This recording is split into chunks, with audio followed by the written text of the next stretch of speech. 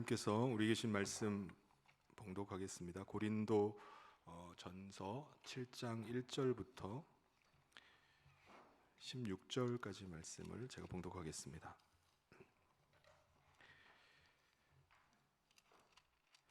너희가 쓴 문제에 대하여 말하면 남자가 여자를 가까이 함이 좋으나 음행을 피하기 위하여 남자마다 자기 아내를 두고 여자마다 자기 남편을 두라.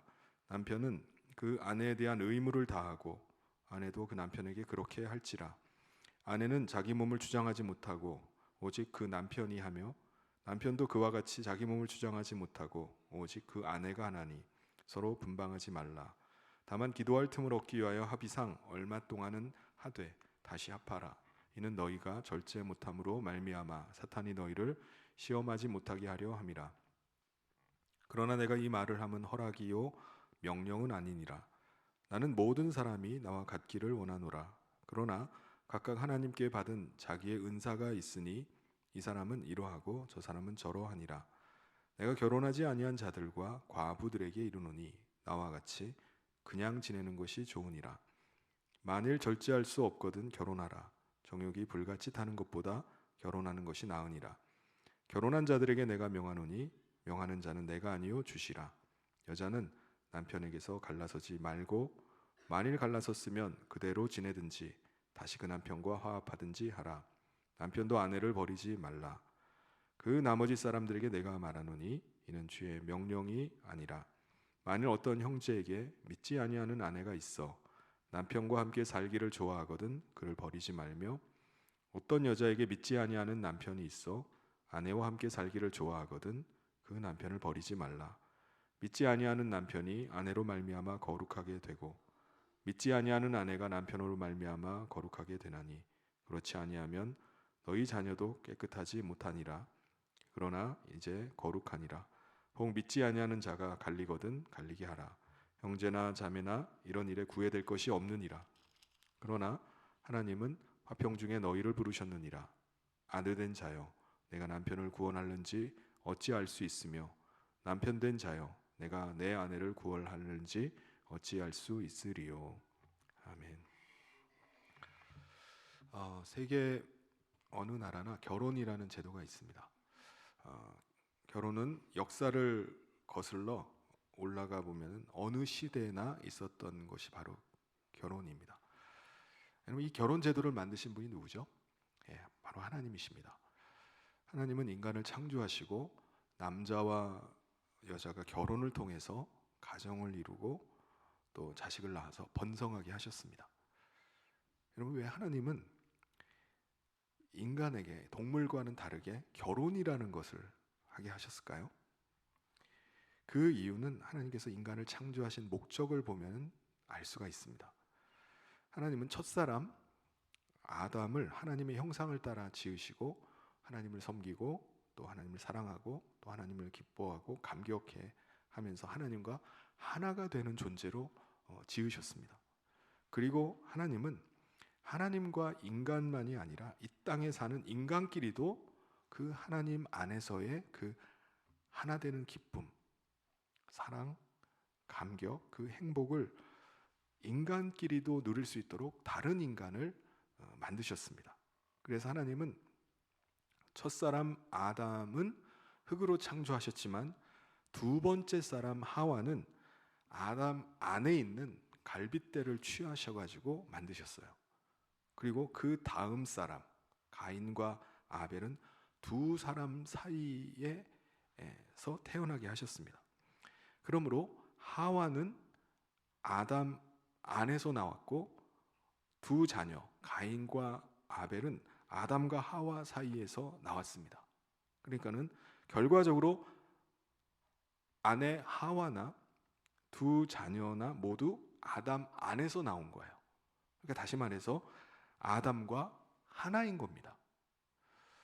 하나님은 이렇게 인간을 실제로 하나된 존재로 만드셨을 뿐만 아니라 그들이 하나님 안에서 하나님과 누릴 수 있는 그 기쁨, 사랑과 감격, 행복을 인간끼리도 하나 되어서 이 땅에서 누릴 수 있게 하신 것입니다. 그런데 하나님 안에서의 이 하나됨을 깨뜨린 자가 있었어요. 바로 사탄입니다. 사탄은 뱀의 형상으로 여자에게 접근해서 여자에게 거짓으로 속였어요. 너는 하나님을 거역해도 죽지 않는다. 더 이상 하나님의 지배하에 살지 말고 너는 너 자신이 주인이 되어서 살라 라고 이렇게 속삭였습니다. 이 거짓말에 속은 인간은 하나님의 뜻을 거역을 하고 자기 뜻대로 행했어요. 인간은 자기가 하나님을 떠나면은 자기가 주인 되어서 자유롭게 살 수 있기를 기대하고 그렇게 원했습니다. 그런데 하나님을 떠나는 순간 어떤 일이 일어나죠? 인간끼리도 하나님과의 하나됨이 깨진 것뿐만 아니라 인간끼리도 깨지는 거예요. 서로 믿을 수 없는 존재가 되어버렸습니다. 에덴 동산에서 쫓겨난 인간은요, 자기가 자기 스스로를 지켜야 되고 자기 힘으로 살아가게 되었습니다. 하나님은 하나님을 떠난 인간을 저주하시고 인간이 살아가는 이 땅도 저주를 내리셨습니다. 하나님을 떠난 인간에게 내리신 저주가 뭐죠? 하나 되는 것, 한 몸이 되는 것을 힘들게 하셨어요. 여자는 자기와 한 몸 된 자녀를 임신하고 출산하는 것이 아주 힘들고 고통스러운 일이 되어버렸습니다. 남편과 아내가 하나 되는 것도요, 아주 힘든 일이 되어버렸어요. 어떻게 됐죠? 남편과 아내가 서로 지배하려고 하는 거예요. 서로가 서로를 조종하려고 하고 주도권을 쥐려고 합니다. 이 다툼이 계속 일어나는 거예요. 여러분, 오랜 역사 동안 남자는 여자를 다스리고 지배적인 위치에서 우위를 점하면서 살아왔어요. 그런데 현대에 와서 이게 달라졌습니다. 여자도 선거에서 똑같은 한 표를 가지게 되면서 여자의 지위가 높아지고 영향력도 커졌습니다. 여러분, 부부 사이의 주도권은 어떻게 됐죠? 주도권 다툼은 아담과 하와 때부터 처음부터 지금까지도 계속 이 주도권 다툼이 계속되고 있어요. 여러분, 주위의 가정을 한번 둘러보세요. 서열 정리가 안 된 부부는요, 끊임없이 이 주도권 싸움을 합니다. 서로 주도권을 갖겠다고 다투고 싸우고 갈등을 해요. 여러분, 인간이 하나님을 떠난 이후에 땅이 저주를 받아서 소산물을 그냥 내놓지는 않습니다. 땅에는요, 엉뚱한 게 나와요. 가시와 엉겅퀴가 막 올라옵니다. 그래서 인간은 소산을 얻기 위해서 자기 스스로 수고의 땀을 흘리고 일을 해야만 먹고 살 수 있게 되었어요. 그 말씀이 창세기 3장 16절 17절에 나옵니다. 또 여자에게 이르시되 내가 내게 임신하는 고통을 크게 더하리니 내가 수고하고 자식을 낳을 것이며 너는 남편을 원하고 남편은 너를 다스릴 것이니라 하시고 아담에게 이르시되 내가 내 아내의 말을 듣고 내가 내게 먹지 말라 한 나무의 열매를 먹었은즉 땅은 너로 말미암아 저주를 받고 너는 내 평생에 수고하여 그 소산을 먹을 것을 말씀하셨습니다.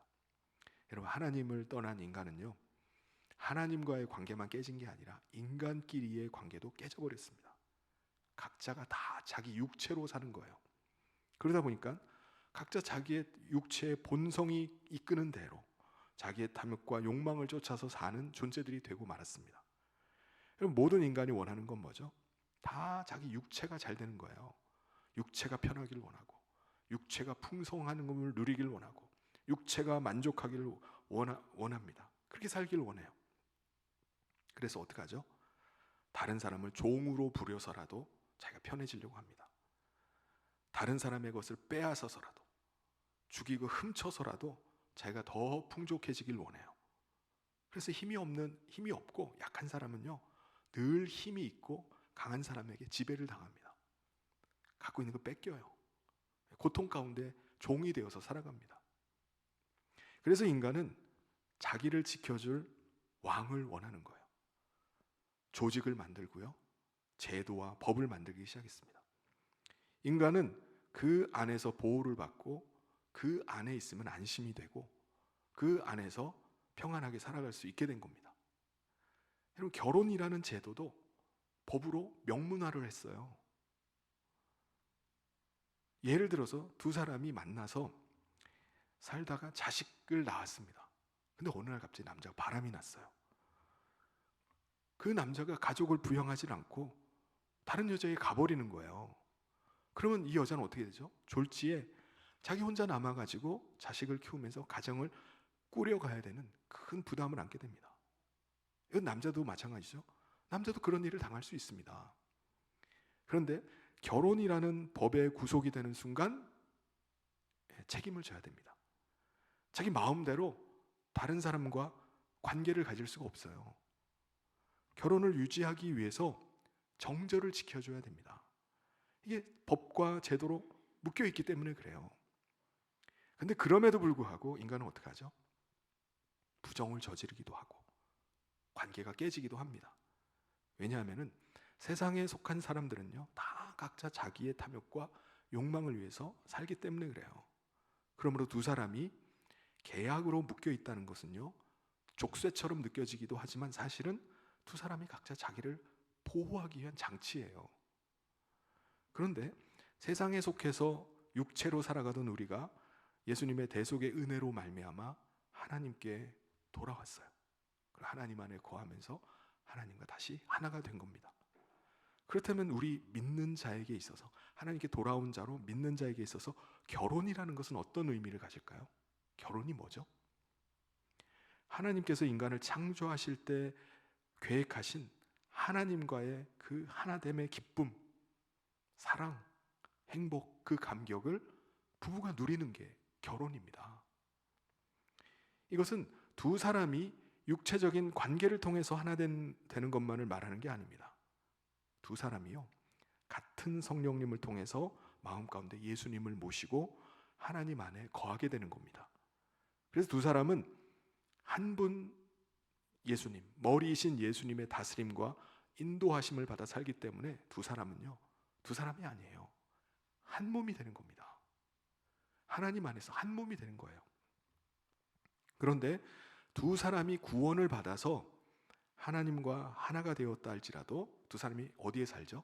여전히 세상 가운데 육체로 살아갑니다. 그래서 믿는 사람이라 할지라도 육체의 본성이 잠재해 있어요. 그러므로 육체의 본성이 올라와서 자기를 주장하지 못하게 해야 됩니다. 2절과 3절에 이렇게 말씀합니다. 음행을 피하기 위하여 남자마다 자기 아내를 두고 여자마다 자기 남편을 두라. 남편은 그 아내에 대한 의무를 다하고 아내도 그 남편에게 그렇게 할지라고 말씀합니다. 여러분, 두 사람이 하나님 안에서 한 몸이 되었다면은 자기 자신을 머리가 되시는 예수님이 주장하시도록 해야 돼요. 자기의 머리는 예수님입니다. 몸도 자기 몸이라고 자기가 마음대로 주장해서는 안 돼요. 자기 몸은 한 몸 된 배우자의 몸이기도 합니다. 내 몸이 내 몸이 아니에요. 그래서 4장 4절에 말씀합니다. 아내는 자기 몸을 주장하지 못하고 오직 그 남편이 하며 남편도 그와 같이 자기 몸을 주장하지 못하고 오직 그 아내가 해야 된다고 말씀합니다. 그러므로 두 사람이 하나님 안에 있다면 두 사람은 하나님 안에서 누리게 되는 그 하나됨의 기쁨, 그 하나됨의 감격, 그 사랑을 누리면서 부부로 살아가는 거예요. 이게 결혼입니다. 그런데 부부 사이의 하나됨이 깨질 수가 있어요. 어떻게 깨지죠? 두 사람 중에 한 사람이라도 하나님 안에 거하지 못하거나 하나님과의 관계가 멀어지면은 두 사람 사이에 금이 가기 되기 시작합니다. 하나됨이 깨지기 시작하는 거예요. 그러므로 두 사람은 두 사람 사이에 대화가 너무나 잘 통하고 서로 호감을 느끼고 있고 나랑 수준이 너무나 잘 맞다고 하나됨이 지켜지는 게 아닙니다. 두 사람이 하나 되기 위해서는 하나님과의 관계가 잘 지켜져야 돼요. 두 사람이 다 하나님 안에 거하고 하나님과 하나 될 때 두 사람의 하나됨이 지켜지는 겁니다. 여러분, 하나님과의 하나됨을 위해서 두 사람이 힘써야 되는 게 뭘까요? 그것은 바로 기도하는 겁니다. 기도는요, 하나님께서 우리 안에 거하시고 우리가 하나님 안에 거하는 하나님의 몸이 되는 일에 있어서 호흡과 같은 것이 기도예요. 그러므로 부부는요, 서로 기도하기를 격려해야 돼요. 기도 안 하면은 기도하게 해야 됩니다. 그래서 시간이 날 때마다 함께 기도하는 거예요. 그래야지 부부가 하나가 될 수 있습니다. 문제는 부부 사이에 하나됨을 깨뜨리려고 하고 하나님과의 관계를 무너뜨리려고 하는 자가 있다는 거예요. 그게 누구죠? 사탄입니다. 사탄은요, 어떻게 해서든지 두 사람 사이에 비집고 들어가가지고 두 사람을 갈라놓으려고 해요. 하나됨을 깨버리려고 합니다. 그러므로 혹 기도하기를 위해서 내가 더 기도해야 되겠다라고 해서 두 사람이 잠시 떨어져서 기도하고 있다 할지라도 사탄이 두 사람 사이를 틈타지 못하게 해야 됩니다. 나만 정절 지키면 돼 라고 하는 게 아니라 배우자도 혼자 있으면은 시험에 들 수 있어요. 그래서 오랫동안 기도하기 위해서 떨어져 있는 게 아니라 다시 하나가 돼야 됩니다. 그래서 시험에 들지 않도록 지켜주는 게 필요한 거예요. 5절에서 말씀합니다. 서로 분방하지 말라. 다만 기도할 틈을 얻기 위하여 합의상 얼마 동안은 하되 다시 합하라. 이는 너희가 절제 못함으로 말미암아 사탄이 너희를 시험하지 못하게 하려 함이라. 그런데 여러분, 우리가 꼭 결혼해야만 하나님 안에서의 그 하나됨의 그 기쁨, 감격, 사랑 이런 거를 맛볼 수 있나요? 아닙니다. 구원받아서 하나님 안에 거하고 하나님과 하나 되는 것은 결혼하지 않고도 누릴 수 있는 거예요. 여러분, 그리스도의 보혈로 죄사함 받고 성령님께서 우리 안에 임하시면은 나이를 불문하고 결혼 여부를 떠나서 하나님 안에서 하나님과 하나 될 수 있습니다. 더군다나 두 사람이 결혼을 통해서 하나됨을 경험하는 것처럼 성령님을 받은 사람들은 믿음의 공동체를 통해서 한몸됨을 경험할 수 있어요. 한 분 그리스도를 머리로 그리스도 안에서 하나구나, 우리가 한 몸이구나 라는 것을 느낄 수 있습니다. 그래서 사도 바울은요, 구원받아서 하나님 안에 거하고 하나님과 하나가 되었다면은 만약에 결혼하지 않은 사람이나 과부들은 자기처럼 결혼하지 않고 그냥 지내는 것도 좋습니다 라고 말을 하는 거예요. 우리 8절 말씀을 같이 한번 읽어보겠습니다. 시작. 내가 결혼하지 아니한 자들과 과부들에게 이르노니 나와 같이 그냥 지내는 것이 좋으니라. 하나님 안에서 부부로 하나가 되는 것과 믿음의 공동체 안에서 하나가 되는 것의 다른 점이 뭐죠? 다른 점이 있다면 부부는 육체적인 관계를 갖는다는 거예요. 육체적인 면에서도 하나가 된다는 겁니다. 그래서 육체적인 하나됨을 갖고자 하는 그 갈망이 너무 크면은 그 사람은 어떻게 해야 되죠? 차라리 결혼을 해야 되는 겁니다. 왜냐하면은 그거는 부부 안에서만 누릴 수 있는 하나됨이기 때문에 그래요. 9절에서 말씀합니다. 만일 절제할 수 없거든 결혼하라. 정욕이 불같이 타는 것보다 결혼하는 것이 낫다라고 이렇게 말씀을 합니다. 여러분, 중요한 것은요, 그렇게 해서 두 사람이 결혼을 해서 부부가 되었어요. 그러면은 그 결혼 관계를 끝까지 지켜줘야 됩니다. 10절 11절에 결혼한 자들에게 내가 명하노니 명하는 자는 내가 아니요 주시라. 여자는 남편에게서 갈라서지 말고 만일 갈라섰으면 그대로 지내든지 다시 그 남편과 화합하든지 하라. 남편도 아내를 버리지 말라. 여러분, 두 사람이 결혼하기 전에 상대방을 어떻게 선택할까요? 여러분, 상대방을, 배우자를 어떻게 선택하셨습니까? 상대방이 가지고 있는 외모나 직장이나 경제력이나 뭔가 끌리는 것이 있기 때문에 그 사람과 결혼을 합니다. 그거 보고 야, 이 사람이랑 평생 함께해도 되겠다라고 결심을 하고 결혼을 하는 거예요. 그렇게 해서 결혼을 하면 두 사람이 사별하지 않는 한, 뭐 한 길면은 40년, 50년도 같이 살아가요. 몇 년이 됐든지 몇 년을 같이 살든지 어쨌든 두 사람이 평생을 같이 살아가는 겁니다. 그런데 상대방의 외모, 직장이 계속합니까?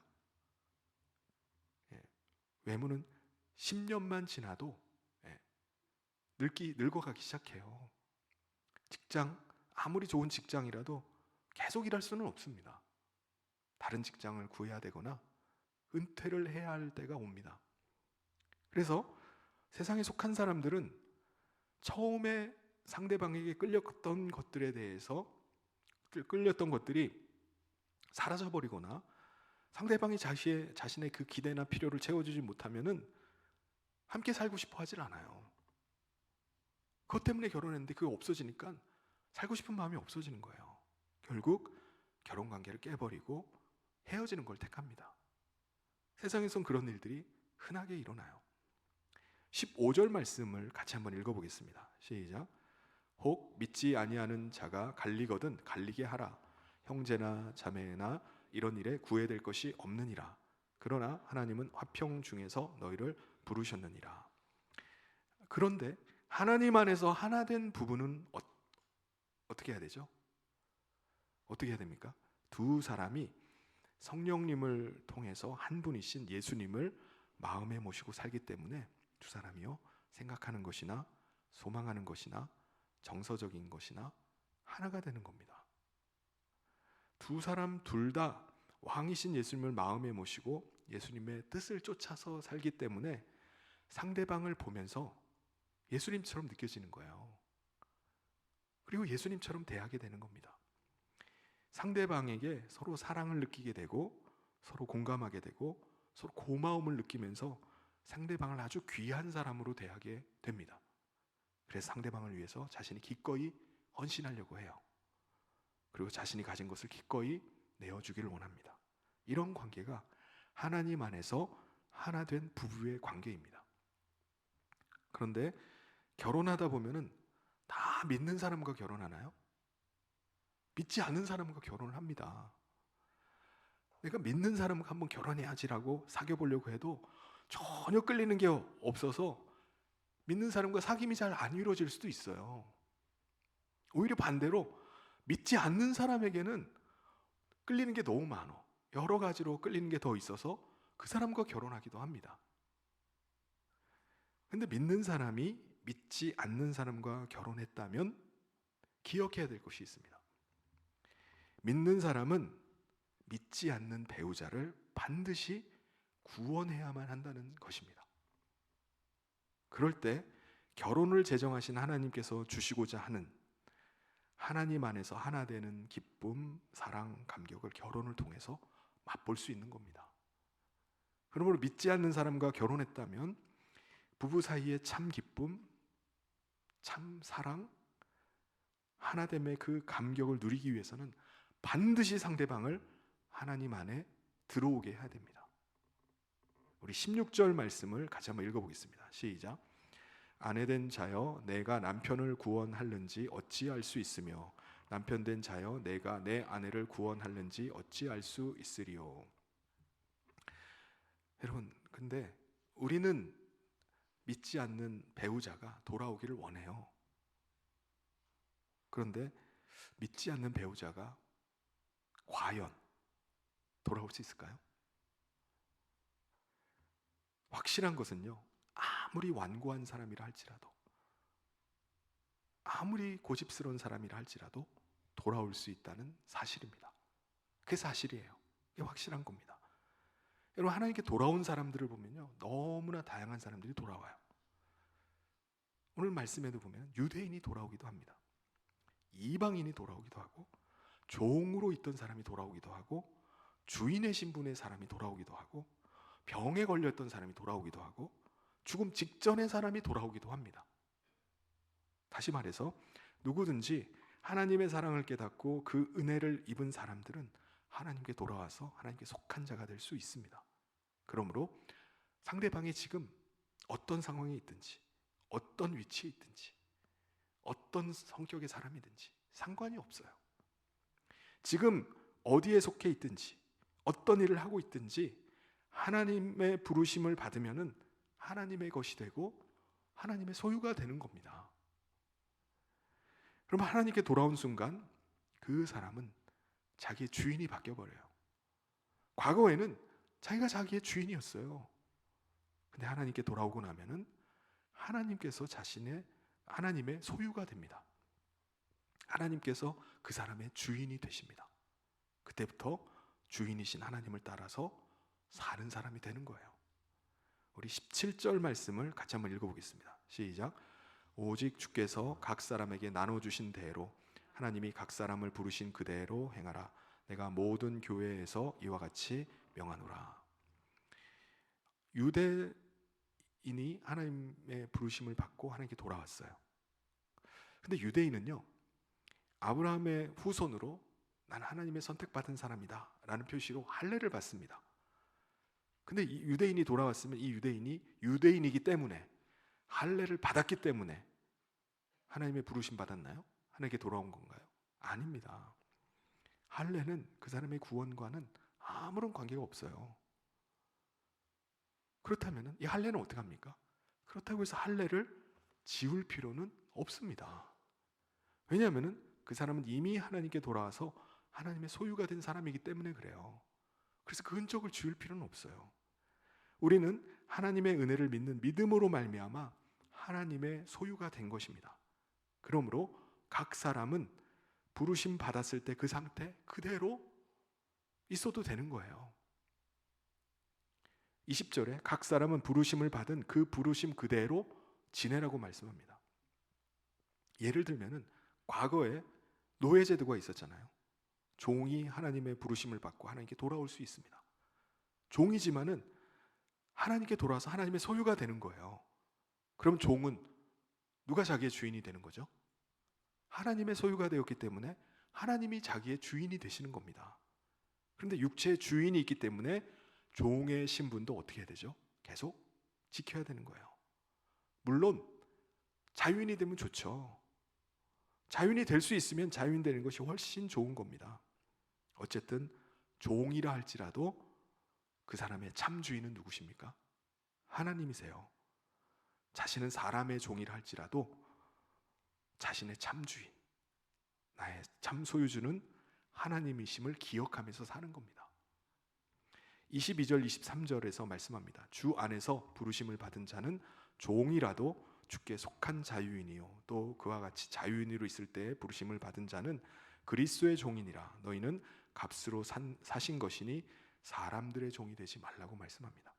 그러므로 배우자가 지금 믿지 않는다 할지라도 그 사람이 하나님의 부르심을 받고 하나님께 돌아와서 하나님의 소유가 되면은 그때부터 그 사람은 하나님의 종으로 사는 거예요. 이 기대와 소망을 가지고 살아야 되는 겁니다. 여러분 기억해야 될 것은요, 예수님께서 이미 그 사람을 위해서 값을 지불해 주셨다는 사실이에요. 예수님께서 피로 값을 지불하시고 그 사람을 이미 사셨어요. 그러므로 그 사람이 지금 어떤 상황 가운데 있든지 어떤 사람이든지 하나님의 부르심 앞에 믿음으로 반응할 때 그 사람도 하나님 안에 거하고 하나님과 다시 하나가 될 수 있는 것입니다. 그래서 24절에 다시 말씀해요. 형제들아 너희는 각각 부르심을 받은 그대로 하나님과 함께 거하라고 말씀합니다. 우리는 믿는 사람으로 이 땅을 살아가면서 늘 기억하고 늘 염두에 두고 생각해야 될 것이 있습니다. 그것은 이 세상에는 반드시 마지막이 있다는 사실이에요. 죽음 이후에 우리는 하나님 앞에 서게 됩니다. 그리고 예수님을 얼굴과 얼굴로 마주대야 하고 보게 될 날이 오게 돼요. 그러므로 우리는 이 땅에서 영원히 살 사람처럼 사는 게 아니라 하나님께서 나를 부르시면 나는 언제든지 하나님 앞에 섭니다. 이 마음 가지고 준비하면서 살아야 돼요. 무엇보다 우리 믿는 사람은요, 새 예루살렘 성에 들어갈 때 어떻게 들어가죠? 각자 자기의 영광을 가지고 들어가야 됩니다. 그리고 자기의 영광이 뭡니까? 우리가 믿음으로 예배하고 믿음으로 헌신하고 믿음으로 헌금하고 믿음으로 살아갈 때 그 가운데 하나님의 영광이 나타나는 거예요. 그것이 바로 하나님께 드릴 자기의 영광입니다. 그런데 결혼을 하면 어떤 일이 생기게 되죠?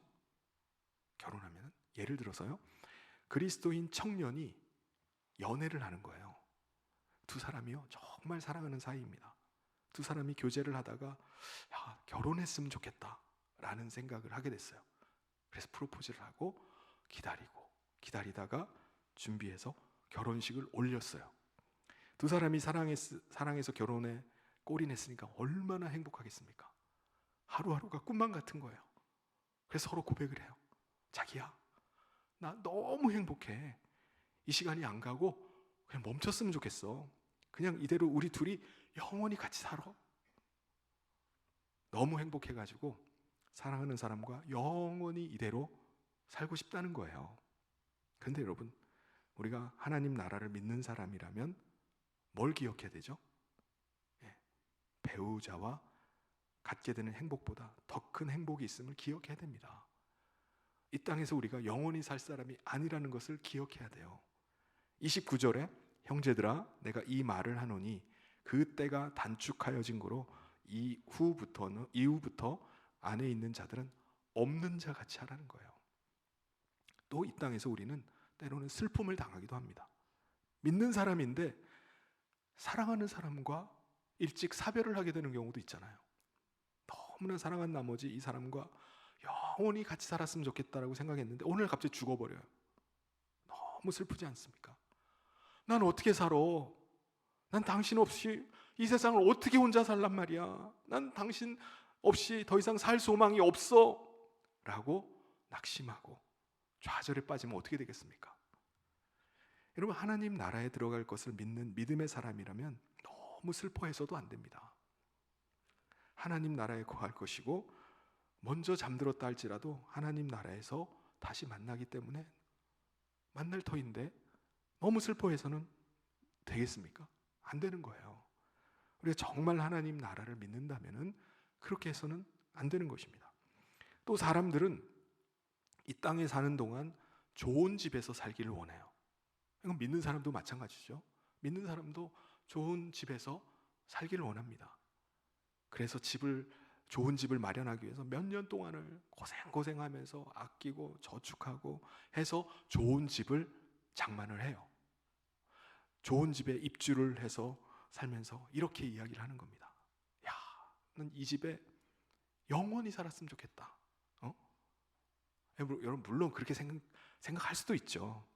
그런데 하나님의 나라가 임할 것을 믿는 사람이라면 그렇게 생각해서는 안 됩니다. 왜요?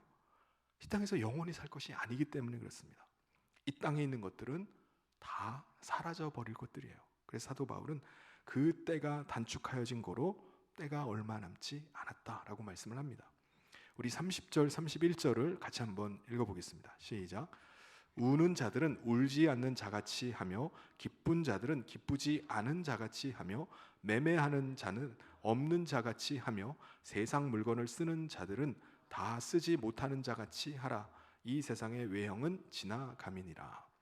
그러므로 우리가 결혼을 하면은 아무래도 마음이 나뉘게 됩니다. 결혼을 하면 어떻게 마음이 나뉘죠? 배우자를 생각을 해요. 늘 배우자를 생각해야 되고 배려를 해야 되고 섬겨야 됩니다. 또 자녀가 생기면 어떻게 되죠? 자녀를 양육하는 일을 해야 돼요. 가족을 부양하는 책임을 지게 되는 것입니다. 그래서 33절 34절에 장가간 자는 세상 일을 염려하여 어찌하여야 아내를 기쁘게 할까 하여 마음이 갈라지며 시집가지 않은 자와 처녀는 주의 일을 염려하여 몸과 영을 다 거룩하게 하려 하되 시집간 자는 세상 일을 염려하여 어찌하여야 남편을 기쁘게 할까 하느니라. 결혼을 하면은 남편과 아내를 기쁘게 하고 즐겁게 하기 위해서 우리의 마음과 시간과 모든 것을 다 쏟아붓습니다. 그런데 우리에게 주어진 시간이 어떻다고요? 길지 않다는 거예요. 그렇기 때문에 우리의 신랑 되시는 예수님을 위해서 자신의 삶을 드리는 것도 값진 일이라는 것입니다. 그래서 결혼하지 않았으면은 차라리 그냥 지내는 것도 좋습니다. 괜찮습니다. 라고 말씀을 하는 겁니다. 우리 마지막 40절을 같이 한번 읽어보겠습니다. 시작. 그러나 내 뜻에는 그냥 지내는 것이 더욱 복이 있으리로다. 나도 또한 하나님의 영을 받을 줄로 생각하노라. 여러분, 이 땅에서는요, 우리가 자손을 낳기 위해서 남자와 여자로 구분이 되는 것입니다. 하나님이 그렇게 만드셨어요. 근데 새하늘과 새 땅에는요, 남자와 여자로 구분되지 않습니다. 결혼을 통해서 하나님 안에 거하고 하나님과 하나됨을 경험할 필요가 없어요. 왜냐하면은 새 하늘과 새 땅에는 우리가 하나님 안에 온전히 거하는 거예요. 하나님과 온전히 하나됨을 누리는 곳이기 때문에 결혼이 필요가 없는 겁니다. 그래서 사도 바울은 결혼하는 자도 잘하는 거지만 결혼하지 아니하는 자는 더 잘하는 거다라고 말씀을 합니다. 하나님 나라를 바라보며 독신으로 살아가는 것은요, 부끄러워할 것도 아니고 마음이 위축될 것도 아니에요. 당당하게 그러한 삶을 살아가고 하나님 안에서의 그 기쁨, 감격을 가지고 살아가는 것이 복된 일이라는 거예요. 지난주 중에 성지순례 여행 중에 중도에서 문준경이라는 전도사님이라는 분을 알게 되었어요. 이미 이제 1950년도에 소천하신 분입니다. 이분은 부유한 집안에서 태어나서 아주 부유한 사람 가문과 결혼을 해서 살았는데 아기가 안 태어난 거예요. 당시 아기를 낳지 못하면 가문의 대를 잇지 못한다고 해서 칠거지약 중에 하나라고 해서 사람들이 손가락질 당하고 쫓겨나기도 했습니다. 이분은요, 이분이 예수님을 만나게 된 거예요. 그래서 늦은 나이에 신학을 공부하고 전도자의 삶을 살게 되었습니다. 41살에요. 신안군에 들어가서 복음을 전하기 시작해요. 그래서 여러 섬들을 다니면서 59세가 될 때까지 약 20년 동안 섬들의 100여 개의 교회를 개척을 해요. 혼자서. 그리고 이 사람을 통해서 수백 명의 목회자들이 배출이 됩니다. 그의 삶은 결혼을 하지 않고 매여 있는 것이 없었기 때문에 그러한 삶을 살 수 있었다라고 얘기를 해요. 그럼 그분이 전도를 하기 위해서 얼마나 걸어 다녔는지 1년에도 따라 없어지는 고무신이 엄청나게 많았다고 합니다. 근데 그 먼 거리를 마다하지 않고 섬들을 다니면서 복음을 전해서 사람들을 구원한 거예요. 하나님의 자녀로 삼은 겁니다. 사랑하는 성도 여러분, 결혼은 하나님 안에서 하나됨의 기쁨을 배우는 거룩한 연습장이라고 할 수 있습니다. 그런데 우리가 잊지 말아야 될 분명한 사실이 있어요. 이 세상의 외형은 결국 다 지나간다는 것입니다. 행복한 부부의 사랑도, 뼈아픈 이별의 슬픔도, 땀 흘려 일군 세상의 재물도 영원하진 않습니다. 우리가 서야 될 곳은 이 땅이 아니라 하나님의 나라예요. 결혼을 했든 지금 홀로 지내든 우리 모두는 예수 그리스도라는 영원한 신랑을 맞이할 신부들입니다. 사도 바울의 권면처럼 이제는 우리의 마음이 갈라서는 게 아니에요. 세상 일에 염려하고 마음을 쏟기보다는 흐트러짐 없이 주를 섬기는 일에 우리의 삶에 우선순위를 두실 수 있기를 바랍니다. 그래서 훗날 우리 모두가 예수님 앞에 섰을 때 내어드릴 거룩한 영광의 흔적을 준비할 수 있기를 바랍니다. 그래서 매 순간 우리 주님과 함께하는 복된 성도들의 삶을 살아가는 저와 모든 성도님 되시기를 주님의 이름으로 축원합니다.